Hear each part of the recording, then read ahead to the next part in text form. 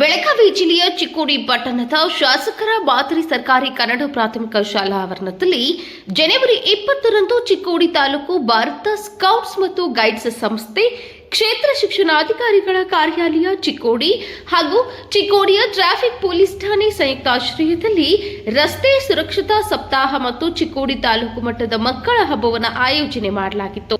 ಕಾರ್ಯಕ್ರಮದ ನಿಮಿತ್ತವಾಗಿ ಪ್ರಾರಂಭದಲ್ಲಿ ಸ್ಕೌಟ್ ಮತ್ತು ಗೈಡ್ಸ್ ಸಂಸ್ಥೆಯ ಧ್ವಜಾರೋಹಣವನ್ನು ನೆರವೇರಿಸಲಾಯಿತು.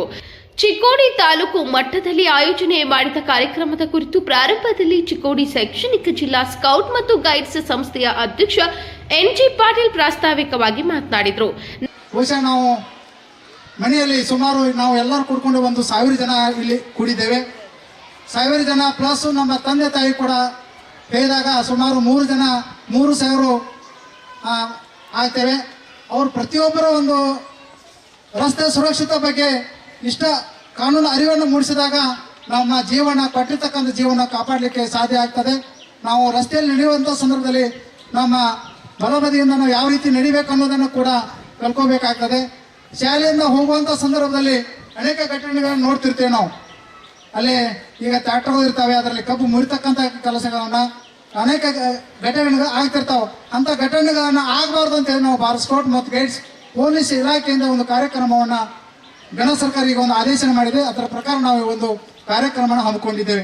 ನಂತರದಲ್ಲಿ ಚಿಕ್ಕೋಡಿ ಸಂಚಾರಿ ಠಾಣೆ PSI Rupali Guddodagi, Chikkodi BEO BA Mekanamaradi ಸೇರಿದಂತೆ ಹಲವು ಗಣ್ಯರು ಸಸಿಗೆ ನೀರು ಎರೆಯುವ ಮೂಲಕ ಕಾರ್ಯಕ್ರಮಕ್ಕೆ ಚಾಲನೆಯನ್ನ ನೀಡಿದರು. ಕಾರ್ಯಕ್ರಮವನ್ನು ಉದ್ಘಾಟಿಸಿದ ಪಿಎಸ್ಐ ರೂಪಾಲಿ ಗುಡ್ಡೋಡಗಿ ಅವರು ರಸ್ತೆ ಸುರಕ್ಷತಾ ನಿಯಮಗಳ ಕುರಿತು ಮಕ್ಕಳಿಗೆ ಮನೆ ಮುಟ್ಟುವಂತೆ ತಿಳಿಸಿದರು. ಸ್ವಲ್ಪ ಜನ ಬರೀ ನಾವು ಪೊಲೀಸರು ಹೇಳಿ ಎಲ್ಲರೂ ಬೇಸರ ಪಟ್ಟಿರ್ತಾರೆ, ಕರೆಕ್ಟಾ? ಹಾಗಾಗಿ ಮಕ್ಕಳಿಂದ 100 ಜನಕ್ಕೆ ತಿಳಿಸಿ ಏನೋ ಒಂದು ನಮಗೆ ಗೊತ್ತಿರೋ ನಾಲೆಜನ್ನು ನಿಮಗೆ ಹೇಳಿ ನೀವು 100 ಜನಕ್ಕೆ ಹೇಳಬೇಕು ಅನ್ನೋ ಉದ್ದೇಶದಿಂದ ನಾವು ಇವತ್ತು ಸರಿಗೆ ಹೇಳಿದಾಗ ಬರ್ರಿ ಮೇಡಮ್ಮ ನಾವು ಒಂದು ಪ್ರೋಗ್ರಾಮ್ ಮಾಡತ್ತೀವಿ, ಅದ್ರೊಳಗೆ ನೀವು ಬಂದು ಪಾರ್ಟಿಸಿಪೇಟ್ ಮಾಡಿರಿ ಅಂದರೆ ಉದ್ದೇಶ ರಸ್ತೆ ಸುರಕ್ಷತಾ ಸಪ್ತಾಹ ಅಂದರೆ ಸಂಚಾರಿ ನಿಯಮಗಳನ್ನ ಪಾಲನೆ ಮಾಡಬೇಕು ಅಂತ. ಸಂಚಾರಿ ನಿಯಮಗಳು ಭಾಳ ಅದಾವೆ. ನಿಮ್ಮ ಏಜಿಗೆ ನೀವು ಎಷ್ಟು ತಿಳ್ಕೊತೀರಿ ಗೊತ್ತಿಲ್ಲ, ಬಟ್ ತಿಳ್ಕೊಂಡದನ್ನು ನಿಮ್ಮ ಮನೆಗೆ ಹೋಗಿ ಹೇಳ್ರಿ, ನೀವು ಫಾಲೋ ಮಾಡಿರಿ. ಫಸ್ಟ್ ನಿಯಮ ಸ್ಟಾರ್ಟ್ ಆಗೋದು ಫುಟ್ಪಾತಲ್ಲಿ ನಡಿಬೇಕು, ಎಲ್ಲ ನಿಮಗೆ ಅಪ್ಲೈ ಆಗೋದು. ಬಟ್ ಯಾವ ಸ್ಟೂಡೆಂಟ್ಸು ಫುಟ್ಪಾತಲ್ಲಿ ನಡೆಯಲ್ಲ. ರೋಡ್ ಮೇಲೆ ನಡೀತೀರಿ ನೀವು, ಇಲ್ಲಿ ಫುಟ್ಪಾತ್ ಐತಿ, ಯಾರು ಒಬ್ಬರ ಫುಟ್ಪಾತಲ್ಲಿ ನಡೀತೀರಾ? ಸ್ಕೂಲ್ ಬಿಟ್ಟ ತಕ್ಷಣ ಎಲ್ಲಿ ಬಸ್ ಸ್ಟ್ಯಾಂಡಿಗೆ ಹೋಗ್ತೀರಾ, ನಿಮ್ಮ ಅಪ್ಪ ಕರೆಯಕ್ಕೆ ಬರ್ತಾರ, ಎಲ್ಲೇ ಬಂದ್ರೂ ಫುಟ್ಪಾತ್ ಐತಲ್ಲ ಇಲ್ಲಿ ನೋಡ್ರಿ. ಫುಟ್ಪಾತ್ ರೋಡ್ ಮೇಲೆ ಒಂದು ಇದು ಹಾಕ್ಯಾರಲ್ಲ, ಪರ್ಸಿ ಟೈಪ್ ಹಾಕ್ಯಾರಲ್ಲ, ಅಲ್ಲೇ ನಡ್ಕೊಂಡು ಹೋಗ್ಬೇಕು ನೀವು. ಯಾಕೆ ಹೇಳ? ಅಲ್ಲೇ ಯಾಕೆ ನಡಿಬೇಕು? ಗಾಡಿಗಳು ಬರ್ತಿರ್ತಾವ, ನೀವು ಇನ್ನೂ ಸಣ್ಣವ್ರದಿರಿ, ಹೆಂಗೆ ಗೊತ್ತಾಗೋದಿಲ್ಲ ಅನ್ನೋ ಉದ್ದೇಶದಿಂದ ಎಲ್ಲರೂ ಸ್ಕೂಲ್ ಬಿಟ್ಟ ತಕ್ಷಣ ಫುಟ್ಪಾತ್ ಇಲ್ಲ ಅಂದ್ರೆ ಬೇರೆ ಹಾದಿ, ಯಾಕಂದ್ರೆ ವೈಟ್ ಲೈನಿಂದ ಒಳಗಡೆ ನಡಿಬೇಕು. ಯಾವತ್ತು ಸಂಚಾರ ಮಾಡುವಾಗ ವೈಟ್ ಲೈನ್ ಎಳೆದಿರ್ತಾರಲ್ಲ, ಅದರಿಂದ ಒಳಗಡೆ ನಡೆಯೋಕ್ಕಿರೋದು, ಅದರಿಂದ ಆ ಕಡೆ ವೆಹಿಕಲ್ಸ್ಗಳಿಗಿರ್ತೈತಿ. ಹಾಗಾಗಿ ನೀವು ಮನೆಯಿಂದ ಬರುವಾಗ ಅಥವಾ ಹೋಗುವಾಗ ಇಲ್ಲಿ ಫುಟ್ಪಾತ್ ಐತಿ, ಎಲ್ಲ ಕಡೆ ಇಲ್ಲ, ಎಲ್ಲಿ ಇದ್ದಲ್ಲೆಲ್ಲ ಫುಟ್ಪಾತ್ ಮೇಲೆ ನಡಿಬೇಕು. ನಡೀತೀರಾ ನಾಳೆಯಿಂದ? ನಾ ಎಷ್ಟನಕ್ಕೆ ಹೇಳಿ ಫುಟ್ಪಾತ್ ಮೇಲೆ ನಡೀರಿ ಅಂತ ಒಂದೇ ಸತಿ ಅಭ್ಯಾಸ ಆಗೋದಿಲ್ಲ. ಅದರಿಂದ ಅಟ್ಲೀಸ್ಟ್ ನೀವು ನಡೀದು ನೋಡಿ ಹುಡುಗರಲ್ಲಿ ನಡೀತಾರೆ, ನಾವು ಯಾಕೆ ಅಲ್ಲಿ ನಡಿಬಾರ್ದು ಅಂತ ನಿಮ್ಮನ್ನು ನೋಡಿ 100 ಜನ ನಡೀತಾರೆ, ಕರೆಕ್ಟಾ? ಎಷ್ಟು ಜನದ ಮನ್ಯಾಗ ಬೈಕ್ ಮೇಲೆ ಡ್ರಾಪ್ ಮಾಡ್ತಾರೆ ನಿಮ್ಮ ಅಪ್ಪಾಜಿ ಎಲ್ಲ? ನೀವು ಮಾಡ್ತಾರಲ್ಲ, ಹೆಲ್ಮೆಟ್ ಹಾಕೋತಾರ? ಹಾಕೊಳ್ಳಲ್ಲ. ಕೇಳಿದ್ರೆ ನಮ್ಮ ಹುಡುಗಿ ಸ್ಕೂಲಿಗೆ ಬಿಡಕ್ಕೆ ಹೋಗಿದ್ರಿ ಅಂತಾರೆ. ಟೀಚರ್ಸು ಹಾಕೊಳ್ಳಲ್ಲ, ನಾವು ಹಾಕೊಳ್ಳಲ್ಲ, ಎಲ್ಲರೂ ಹಾಕೋಬೇಕು, ಹೆಲ್ಮೆಟ್ ಹಾಕೋಬೇಕು. ಯಾಕಂದ್ರೆ ಜೀವ ಒಂದಿತ್ತಂದ್ರೆ ಏನು ಬೇಕಾದ್ ಮಾಡ್ಬೋದು, ಕರೆಕ್ಟಾ? ಜೀವ ಒಂದಿತ್ತಂದ್ರೆ ಏನು ಬೇಕಾದ್ ಮಾಡ್ಬೋದು. ಹಾಗಾಗಿ ನಾವು ಕರೆಕ್ಟ್ ಹೊಡಿತೀವಪ್ಪ, ನನಗೆ ಲೈಸೆನ್ಸ್ ಐತಿ, ನನ್ನ ಗಾಡಿಗೆ ಇನ್ಶೂರೆನ್ಸ್ ಐತಿ, ಹಿಂದಿನ ಹೆಂಗೆ ಹೊಡಿತಾನೆ ಗೊತ್ತಿಲ್ಲಲ್ಲ. ಹಾಗಾಗಿ ಕಡ್ಡಾಯವಾಗಿ ಮಾಡ್ಯಾರ. ಯಾಕಂದ್ರೆ ನಾವು ಅಷ್ಟು ಹೆಲ್ಮೆಟ್ ಅಂತ ಒತ್ತು ಕೊಡೋದು, ಯಾಕಂದ್ರೆ ನಾವು ಡೈಲಿ ಆಕ್ಸಿಡೆಂಟ್ಸ್ ನೋಡ್ತೀವಿ, ನಮ್ಗೆ ಅದ್ರದ್ದು ತೀವ್ರತೆ ಏನಂತ ಗೊತ್ತಾಗಿರುತ್ತೆ. ನಮಗೆ ಅವ್ರು ಯಾರೋ ಒಬ್ರು, ಬಟ್ ಆ ಫ್ಯಾಮಿಲಿಗೆ ಆ ಮನುಷ್ಯ ಒಬ್ಬ. ಹಾಗಾಗಿ ನಾವು ಫೈನ್ ಹಾಕ್ತೀವಿ ಯಾಕಂದ್ರೆ ಫೈನ್ ಹಾಕ್ಲಿಲ್ಲ ಅಂದ್ರೆ ಯಾರನ್ನೂ ಹೆಲ್ಮೆಟ್ ಹಾಕೊಳ್ಳಲ್ಲ. ಹಾಕೋತಾರೆ ಎಲ್ಲ, ಯಾರಾದ್ರೂ ದಿನ ಹೋಗಿ ಏನು ಹೆಲ್ಮೆಟ್ ಹಾಕೋ ಅಂದ್ರೆ ಯಾರು ಹೆಲ್ಮೆಟ್ ಹಾಕೋದಿಲ್ಲ. ಹಾಗಾಗಿ ಪ್ರಥಮವಾಗಿ ಸಂಚಾರಿ ನಿಯಮ ಅಂತ ಬಂದದ್ದ ಆಯ್ತಂದ್ರೆ ಅಲ್ಲಿ ಫಸ್ಟ್ ಬರುವುದು ಹೆಲ್ಮೆಟ್ ಹಾಕೊಳ್ಳೋದು. ಯಾಕಂದ್ರೆ ಜೀವ ಉಳಿದ ಮೇಲೆ ಮನುಷ್ಯ ಹೆಂಗಾದ್ರೆ ಒಂದು ಕೈ ಮುರಿದ್ರೆ ಕಾಲು ಮುರಿದ್ರೆ ಬದುಕ್ಬೋದಲ್ಲ, ಕೈ ಮುರಿದು ಕಾಲ್ಬೋದು. ಹಂಗಾಗಿ ಫಸ್ಟ್ ಆ್ಯಂಡ್ ಫಾರ್ಮೋಸ್ಟ್ ಸಂಚಾರ ನಿಯಮ ಅಂತ ಬಂದಾಗ ನನ್ನ ಪ್ರಕಾರ ಬರೋದು first preference should be for a helmet. ಇದನ್ನ ನೀವು ಮನ್ಯಾಗ ಹೋಗಿ ಹೇಳ್ಬೇಕು. ನೀವಂತೂ ಯಾರು ಡ್ರೈವಿಂಗ್ ಯಾರೇ ಮಾಡ್ತೀರೇನು? ಮತ್ತೆ ಯಾರು ಮಾಡಲ್ಲ, ಡ್ರೈವಿಂಗ್ ಯಾರು ಮಾಡಲ್ಲಲ್ಲ. ನಿಮ್ಮ ಮನ್ಯಾಗ ಹೋಗಿ ಹೇಳ್ಬೇಕು. ನಿಮ್ಮ ಅಪ್ಪಾಜಿ ಬಿಡಾಕ್ ಬರ್ತಿರ್ತಾರಲ್ಲ ಸ್ಕೂಲಿಗೆ, ಅಪ್ಪ ಹೆಲ್ಮೆಟ್ ಹಾಕೋ ಹೇಳ್ತಿರಲ್ಲ. ಕಾರ್ಯಕ್ರಮದ ಅಧ್ಯಕ್ಷತೆ ವಹಿಸಿದ್ದ ಚಿಕ್ಕೋಡಿ ಕ್ಷೇತ್ರ ಶಿಕ್ಷಣಾಧಿಕಾರಿ BA ಮೇಕನಮರಡಿ ಮಾತನಾಡಿ, ಸುರಕ್ಷತಾ ನಿಯಮಗಳನ್ನು ವಿದ್ಯಾರ್ಥಿಗಳು ಪಾಲನೆ ಮಾಡುವುದರೊಂದಿಗೆ ಪಾಲಕರಿಗೂ ಮನದಟ್ಟು ಮಾಡಿಕೊಡುವಂತೆ ತಿಳಿಸಿದರು. ಪಾಲಿಸಿಕೊಂಡು ಹೋಗ್ಬೇಕು, ಯಾವಾಗಲೂ ರೂಲ್ಸ್ಗಳನ್ನು ಕಡ್ಡಾಯವಾಗಿ ಪಾಲಿಸ್ತಿರ್ಬೇಕು. ಹಾಗಾಗಿ ನಿಮ್ಮ ಪಠ್ಯಪುಸ್ತಕದಲ್ಲಿನ ರಸ್ತೆ ನಿಯಮಗಳನ್ನು ಕುರಿತು ಒಂದು ಪಾಠವನ್ನು ಅಳವಡಿಸ್ಯಾರ. ಓದಿದಿರಿ ಕೂಡ ಎಲ್ಲರೂ ಅವುಗಳನ್ನು ಪಾಲಿಸ್ಕೊಂಡು ಹೋಗ್ಬೇಕು. ಭಾರತ್ ಸ್ಕೌಟ್ ಮತ್ತು ಗೈಡ್ಸ್ ಅನ್ನೋದು ಒಂದೇನು ಶಿಸ್ತು ಮತ್ತು ಬದ್ಧತೆಗೆ ಒಂದು ಹೆಸರುವಾಸಿಯಾಗಿರುವಂಥ ಸಂಸ್ಥೆ, ವಿಶ್ವದಲ್ಲಿ ಅತ್ಯಂತ ದೊಡ್ಡದಾಗಿರುವಂಥ ಸಂಸ್ಥೆ. ನೀವು ಕೂಡ ಭಾಳಷ್ಟು ಶಿಸ್ತುಬದ್ಧವಾಗಿರುವಂಥ ಜೀವನವನ್ನು ಮಾಡ್ಕೊಂಡು ಹೋಗ್ಬೇಕು. ಪ್ರತಿ ಹಂತದಲ್ಲಿಯೂ ಬೇಕಿದು ನಮಗೆ. ಯಾಕಂದರೆ ನಮ್ಮ ಸುರಕ್ಷತೆಯನ್ನು ನಾವು ಮಾಡಿಕೊಳ್ಳುವಂಥ ಅನಿವಾರ್ಯತೆ ನಮಗೆ ಇದೆ. ಉಳಿದವರೆಲ್ಲರೂ ಬಂದ್ರೂ ಅಪಘಾತಗಳಾದ ನಂತರದಲ್ಲಿನ ಬಂದು ನಮ್ಮನ್ನು ನೋಡ್ತಾರೆ. ಘಟನೆ ನಡೆದ ನಂತರದಲ್ಲಿ ಬಂದು ನೋಡಿದರೆ ಏನೂ ಪ್ರಯೋಜನಕ್ಕಾಗುವುದಿಲ್ಲ. ಎಚ್ಚರಿಕೆಯನ್ನು ಯಾವಾಗ ತಗೋಬೇಕು ನಾವು? ರಸ್ತೆ ಅಪಘಾತಗಳಾಗುವಕ್ಕಿಂತ ಪೂರ್ವದಲ್ಲಿ ನಮ್ಮ ಎಚ್ಚರಿಕೆಯಿಂದ ನಾವು ಶಿಸ್ತಿನಿಂದ ಇರಬೇಕು. ಮನೆಗೆ ಹೋಗುವಾಗಲಿ ಅಥವಾ ಶಾಲೆಗೆ ಬರುವಾಗಲಿ, ರಸ್ತೆಗಳನ್ನು ಕ್ರಾಸ್ ಮಾಡುವಾಗಲಿ, ಕಬ್ಬುಗಳನ್ನು ಮುರಿಯಾಕೆ ಓಡಾಡ್ತಿರ್ತೀರಲ್ಲ ಎಲ್ಲರೂ, ಟ್ಯಾಕ್ಟ್ರು ಹೊಂಟಿದ್ದುವರ ಅದ್ರ ಬೆನ್ನು ಹತ್ತಿ ಹೋಗುವಾಗ ನೋಡಬೇಕು ಒಂದು ಸ್ವಲ್ಪ ಹಿಂದ ಮುಂದೆ ಸೈಡಕ್ಕೆ ಎಲ್ಲನೂ ಏನಾದರೂ ಇದೆ, ವಾಹನ ಬರ್ತಾ ಇದೆ, ವಾಹನ ಬಂದರೆ ಏನಾದರೂ ತೊಂದರೆ ಆಗುತ್ತದೆ ಅಂತ ಇದ್ದುವರ ರಿಸ್ಕಿ ಇದ್ದಾಗ ಯಾರೂ ಆ ಕೆಲಸಗಳನ್ನು ಮಾಡೋಕ್ಕೆ ಹೋಗಬಾರ್ದು. ಭಾಳಷ್ಟು ನಮ್ಮ ಜೀವನ ನಮ್ಮ ಕೈಯಲ್ಲಿ, ನಮ್ಮ ಭವಿಷ್ಯ ನಮ್ಮ ಕೈಯಲ್ಲಿ ಇರುವುದರಿಂದ ಎಲ್ಲ ನಿಯಮಗಳನ್ನು ನಾವೇ ಪಾಲಿಸಬೇಕು. ಎಲ್ಲದಕ್ಕೂ ಹೇಳಿಸಿಕೊಳ್ಳುವುದಾಗಲಿ ಅಥವಾ ಇದಕ್ಕೊಂದು ನಮ್ಮ ಸಂಚಾರಿ ಪೊಲೀಸ್ ಇಲಾಖೆಯವರಾಗಲಿ ಅವರಾದರೂ ಪಾಪ ಎಷ್ಟೆಂತ ಮಾಡಬೇಕು, ಎಲ್ಲ ಕಡೆಗೆ ಒಂದೇ ಕಡೆಗೆ ನೋಡೋಕ್ಕಾಗೋದಿಲ್ಲ. ನೀವು ಕೂಡ ಅವುಗಳನ್ನು ಏನು ಮಾಡಬೇಕು, ಹೇಳಿರುವುದನ್ನು ಕರೆಕ್ಟಾಗಿ ನಿಮ್ಮ ಜೀವನದಲ್ಲಿ ಅಳವಡಿಸಿಕೊಂಡು ಪಾಲಿಸಬೇಕು. ಎಷ್ಟು ನೀವು ನಿಯಮಗಳನ್ನು ಪಾಲಿಸ್ತೀರಿ ವ್ಯವಸ್ಥಿತವಾಗಿ, ಅಷ್ಟು ನಮ್ಮ ಜೀವನ ಸುರಕ್ಷಿತವಾಗಿರುತ್ತದೆ ಎನ್ನುವುದು ಒಂದು ವಿಶ್ವಾಸವನ್ನು ನಮ್ಮಲ್ಲಿ ಬೆಳೆಸ್ಕೊಳ್ಳಿಕ್ಕೆ ಸಾಧ್ಯತೆ ಆಗ್ತದೆ. ಇವತ್ತಿನ ಈ ಕಾರ್ಯಕ್ರಮದ ಮುಖಾಂತರವಾಗಿ ಒಂದು ನೀವು ಎಲ್ಲ ವಿದ್ಯಾರ್ಥಿಗಳು ಸಿಟಿ ಒಳಗಿರುವಂಥವ್ರು ಹೆಚ್ಚಿದ್ದಾರೆ, ಎಲ್ಲರೂ ಭಾಳಷ್ಟು ಸಿಟಿ ಒಳಗಿರುವವರು ಅದೀರಿ ಅಥವಾ ಹೊರಗಿನಿಂದ ಬಂದವರು ಇದ್ದರೂ ಕೂಡ ರಸ್ತೆಗಳನ್ನು ದಾಟುವಾಗ ಮತ್ತು ರಸ್ತೆಯಿಂದ ಬರುವಾಗ ನಿಯಮಗಳನ್ನು ಕಡ್ಡಾಯವಾಗಿ ಪಾಲಿಸಿ. ರಸ್ತೆಯಿಂದ ಬರುವಾಗ ಆಗಲೇ ಮೇಡಮ್ ಅವ್ರು ಹೇಳಿರಿ, ನಿಮಗೆ ವೈಟ್ ಲೈನಿಂದ ಆಚೆನೇ ಇರಬೇಕು, ವೈಟ್ ಲೈನ್ ಒಳಗಡೆ ಬರಬಾರ್ದು. ಅಷ್ಟನ್ನಾದರೂ ಸುರಕ್ಷಿತವಾಗಿ ನೀವು ದಿನ ಪಾಲಿಸಬೇಕು. ಯಾವ ಕಾರಣಕ್ಕೂ ರಸ್ತೆಯ ವೈಟ್ ಲೈನಿಂದ ಒಳಗಡೆ ಬರಬಾರ್ದು, ವೈಟ್ ಲೈನಿಂದ ಹೊರಗಡೆ ಇರಬೇಕು. ಅದು ನಿಮ್ಗೆ ಸುರಕ್ಷತೆಯನ್ನು ಒದಗಿಸಿಕೊಡ್ತದೆ.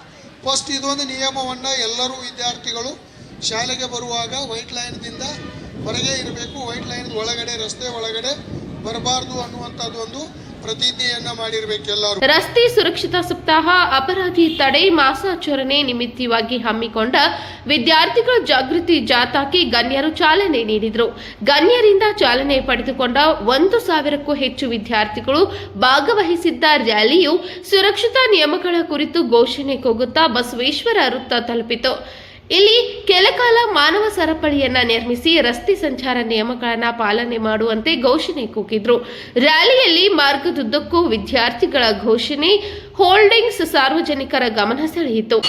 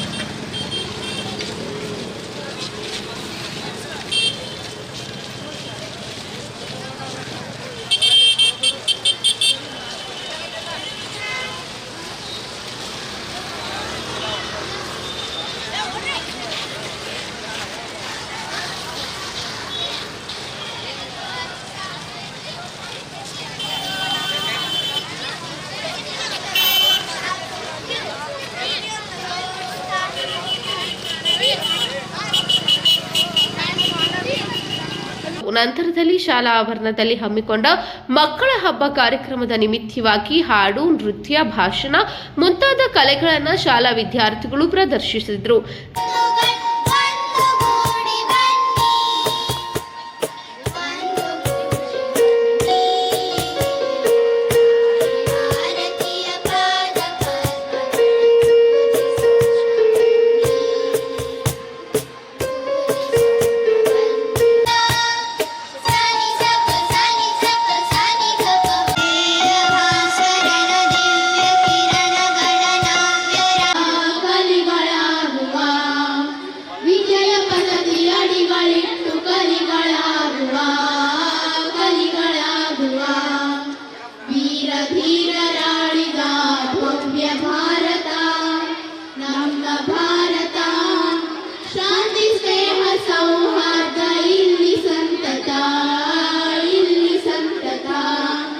ಕಾರ್ಯಕ್ರಮದಲ್ಲಿ ಡಯಟ್ ಪ್ರಾಚಾರ್ಯ Sanjay Yadagode, Basavaraja Amminabavi, Brahmananda Kokkattanur, Kumar Madara, IS Ikkalamarada, SK Jambagi, Jayashree Chougala, Mahesh Kattimani, Rupa Nayak, Shivayogi Channagoudar, Raju Mane, LS Godageri, Shailashree Joshi, Siddu Teggelli, Pushpa Kumbar ಮುಂತಾದವರು ಭಾಗವಹಿಸಿದರು.